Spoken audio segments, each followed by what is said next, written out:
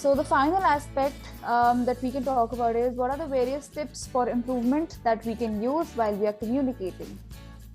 One thing that we already discussed is that we can always, familiarize ourselves or expose ourselves to the language that we hope to speak fluently. So that can be done by reading, that can also be done by watching cinema or exploring their culture as well. Okay, so you could watch TV series, you can watch movies. They also help you with your pronunciation and they also help you with forming sentences. In addition to this, focus on using the PIP approach as well. So PIP here is an acronym. The first P stands for purpose. So what is your purpose of putting that particular thought forward? Second is importance. Let them know how whatever you are saying will be of importance or will be essential to them.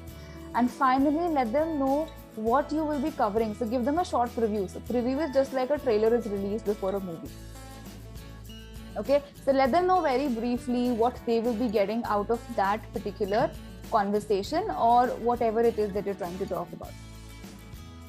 Okay, you can use this when you're planning your content as well. That can be done.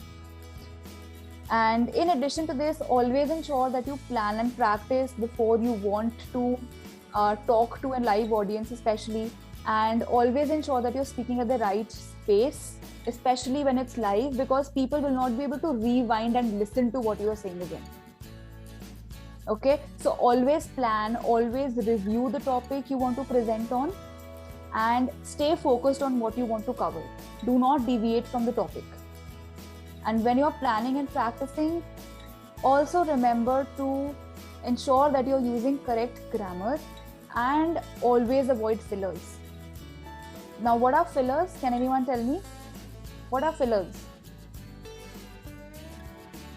And when we speak and when we are taking so many pauses, like so these are, I think, fillers. Exactly. So when we say when we stammer, they're all fillers. So avoid fillers by speaking and listening to that language. So basically familiarizing yourself with it. And if you feel that when you're speaking, you're about to take a filler, it is always better to end that sentence. Whenever you feel that your information is ending, do not try to extend that particular part.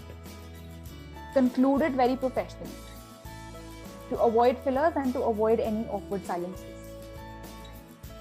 Okay guys, I hope these tips help you out when you are now practicing for your interviews or for any other formal discussions you have.